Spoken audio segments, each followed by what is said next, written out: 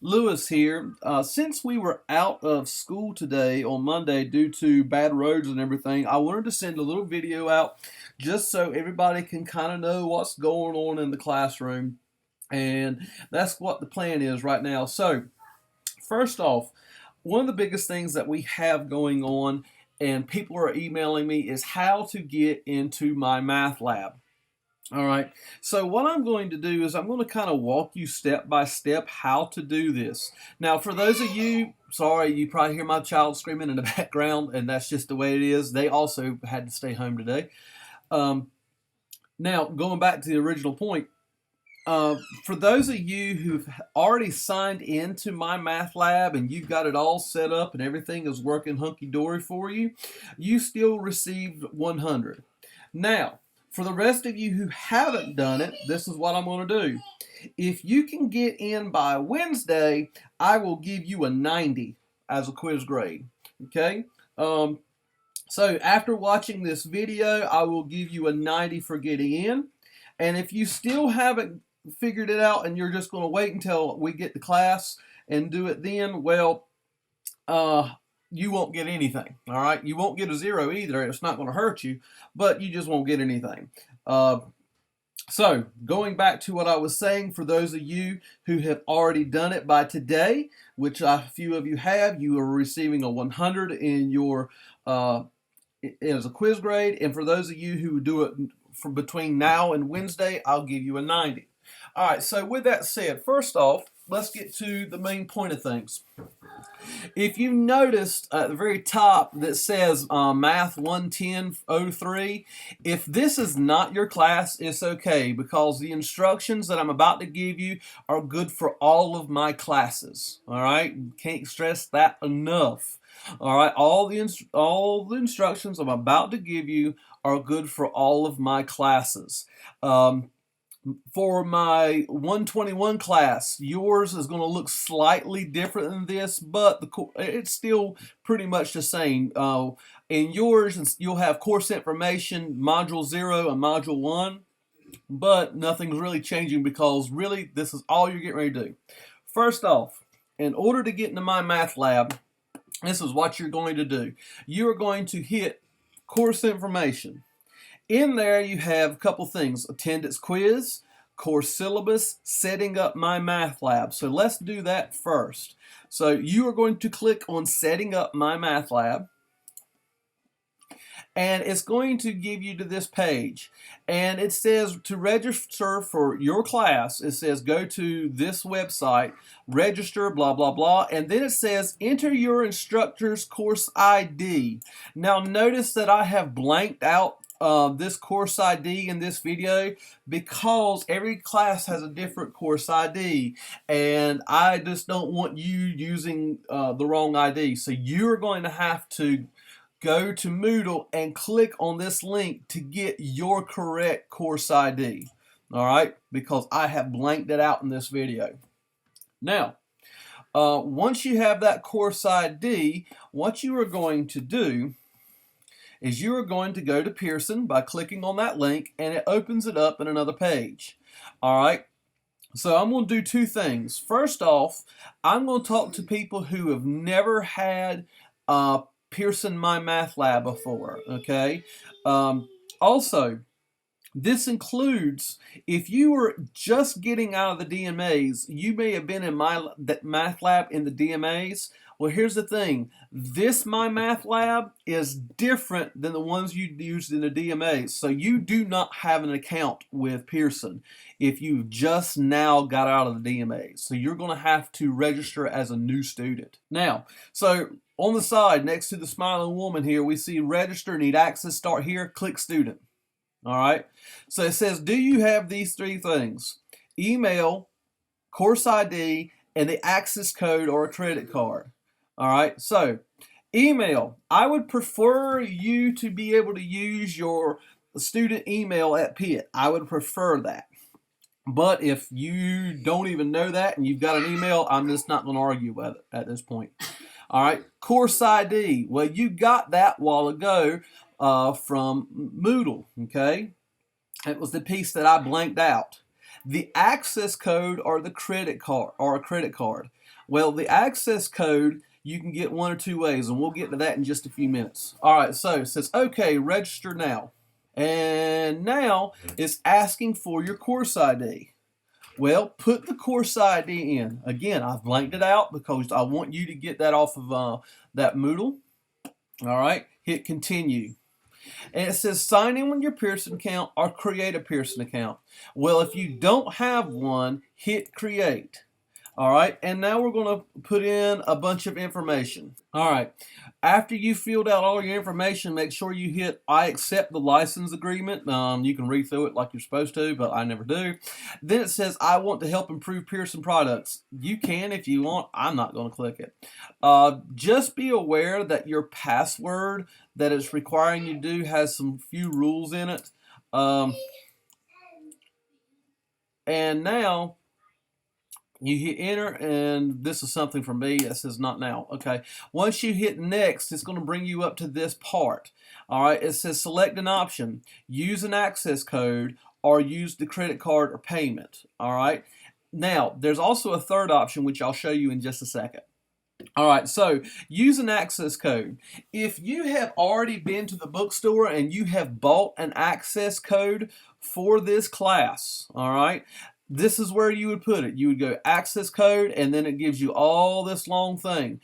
And what it is if you got it from the bookstore, they should have given you a card, like a little letter card or something, and it's got inside this long code.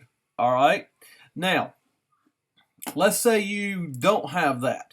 You can use a credit card or PayPal. All right, so you would click this, and it pulls up your information that it's asking for. Gives it a second, and it wants all your credit card information. Once you fill it in, you hit review, buy, whole 9 yards, and you're good. Okay, now let's say for the sake of argument that at this moment in time your money has not come in from financial aid, which is a very distinct possibility. You can do this. Look down here. It says waiting for financial aid. Get temporary access without payment for 14 days. You would click this link, and then it's going to say, are you sure you want temporary access? Hit yes. All right. And what that's going to do is it's going to allow you to get into MyMathLab from 14 days from the time you started this. And that gives you plenty of time to come up with the money in order for you to pay for this. All right. So going back into all of this to make sure you understand what was going on.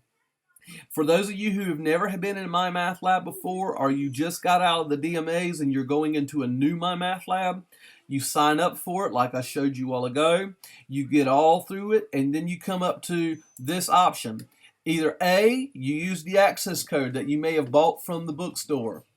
B, you use a credit card, all right, or your debit card, and you buy it outright for $100. Or C, if you don't have money and you're waiting on your financial aid, hit the temporary access, which is down here at the bottom. You got those three options that are available to you. All right, so we're back at the main screen next to the smiling woman. So for those of you who never registered before, we've already talked about. Now we're going to talk about those of you who are taking this class for a second time or whatever, or you've taken another class that's used this before. So what you're going to do is you're going to hit sign in.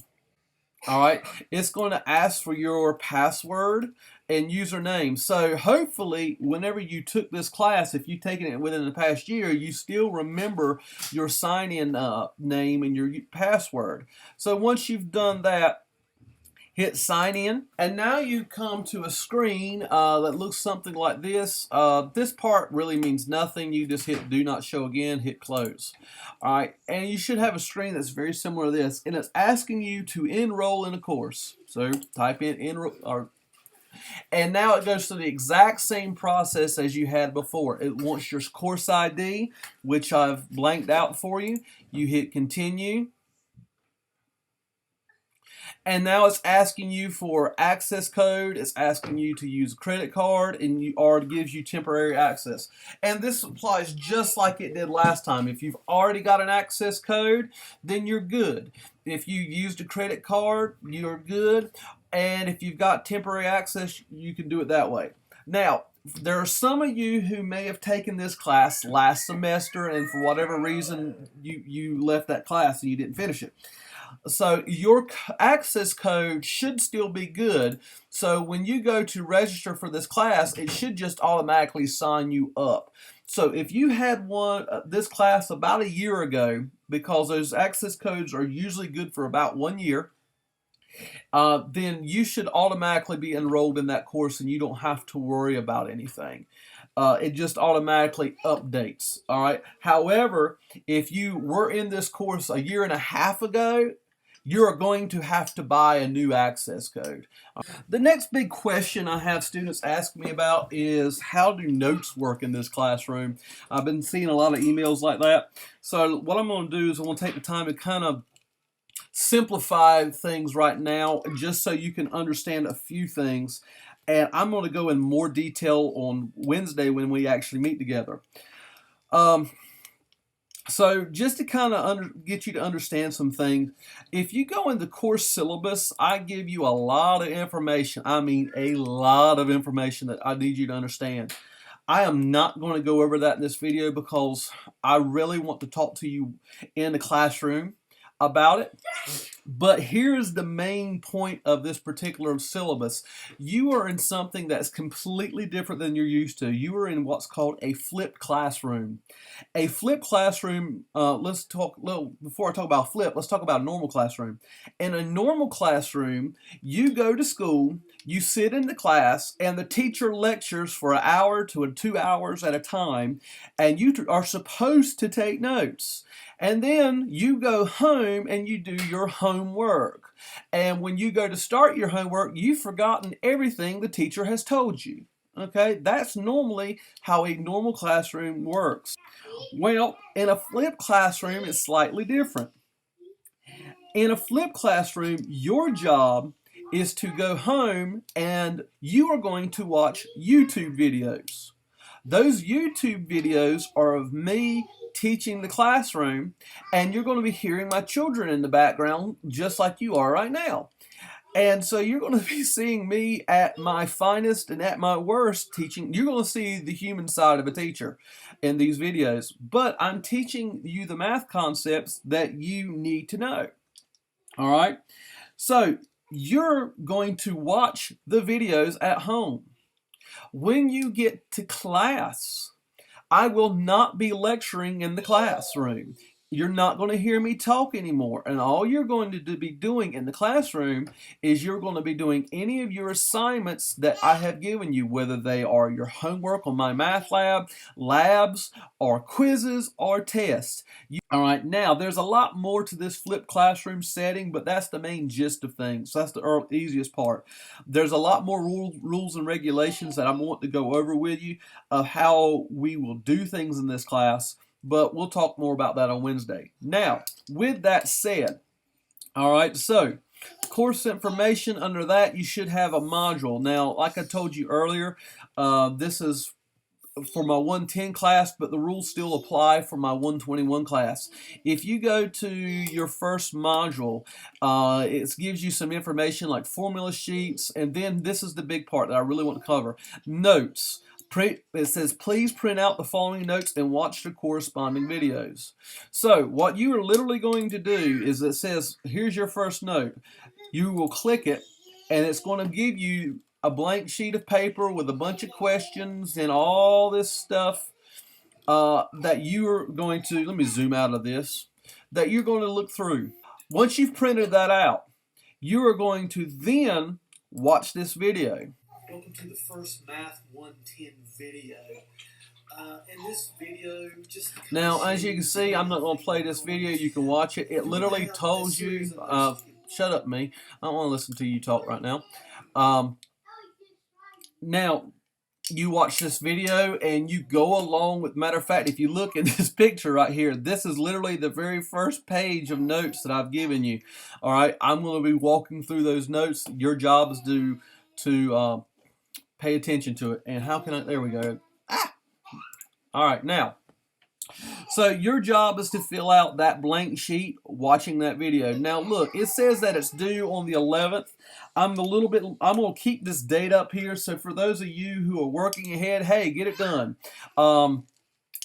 Since we missed one day of class, I may adjust these dates. I haven't decided how I'm going to do it yet, but I'm not going to be adjusting it by much because really we're doing all the hard part right now on this video. As far as I'm concerned, we haven't missed class since we're watching this you're watching this video. All right, so you go through all those notes, and I will be taking these notes up on that day by just kind of looking and checking them to see if you've done them. All right, and I'll explain how that works when we get to class on Wednesday. All right, then you have your homework, which is through My Math Lab. We'll talk about that in just a second, and your quizzes. All right, I'll walk you through how this works and then you've got a lab. We'll talk about labs later. The next big thing is testing. Testing is a lot of information right here, and I am not going to overburden you right now in this video. The biggest thing that you need to understand about how testing works is that you have 3 days to take the test, and if you mess up, you get an option to retake the test. So basically, you have 2 chances of taking a test. So if you make a failing grade the first time around, you can go back and retest. You have to earn that right, by the way. And it's quite possible that you can bring your grade up by 20, 30 points. All right. And then lastly, there's a notebook check. I'll talk about that more on Wednesday. And that's pretty much it. So when we get to class on Wednesday, I'll go into the finer details of things. And I'm tired of talking. You're tired of listening to me. So I will see you Wednesday. Bye.